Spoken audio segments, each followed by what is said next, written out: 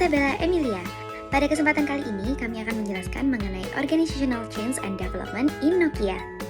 Awal mulanya, Nokia Corporation didirikan oleh Fredrik Idestam pada tahun 1865 yang dimana berawal dari sebuah pabrik bubur kayu. Seiring berjalannya waktu, akhirnya perusahaan ini pun berkembang menjadi alat memproduksi kertas pada tahun 1900-an.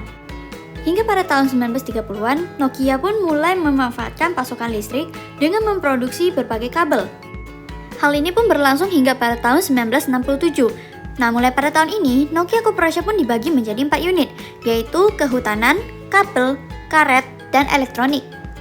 Hingga di tahun 1970-an, Nokia pun akhirnya masuk ke industri telekomunikasi seperti jaringan dan radio. Kemudian, mulai pada tahun 1983, Nokia pun mulai mengembangkan masker gas M61. Hingga pada tahun 1990-an, Nokia Corporation pun mulai memproduksi ponsel hingga saat ini.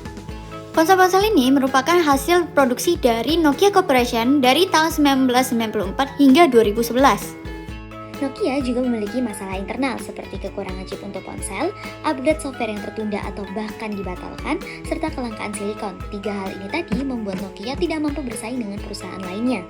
Serta ada juga arogansi jajaran manajer yang membuat komunikasi internal Nokia tidak bisa berjalan dengan baik.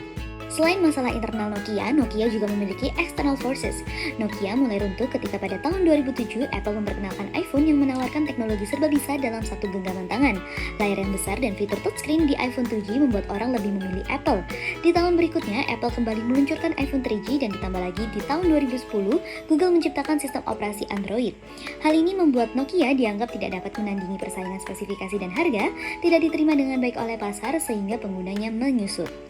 Hingga pada tahun 2014, Nokia diakuisisi oleh Microsoft sehingga secara otomatis terjadi perubahan struktur yang kemudian juga mempengaruhi segala yang ada di dalamnya, termasuk working hours, wear rules, dan juga operation. Perubahan Nokia termasuk dalam unplanned change. Sebenarnya, CEO Nokia selalu memiliki planning terhadap perusahaannya. Hanya saja beberapa kali ia memilih opsi yang salah. Namun, dapat dikategorikan perubahan yang dialami Nokia adalah unplanned, mengingat adanya faktor eksternal seperti Apple yang tiba-tiba muncul, sedangkan pada saat itu Nokia sedang fokus berjaya dan membenahi diri sendiri. Nokia tetap pede bahwa mereka adalah raksasa yang susah digulingkan. Masuk pada development, pada 2019, Nokia merilis tipe ponsel terbarunya yaitu Nokia 9 PureView yang ditujukan untuk mengambil kembali pasar yang dia miliki dengan keunggulan Nokia yaitu kameranya yang premium.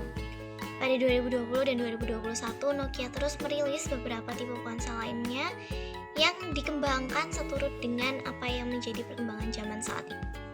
Hal ini tentu saja bertujuan untuk mengambil kembali pasar yang pernah dia miliki sebelumnya di masa-masa kejayaan Nokia ini sendiri.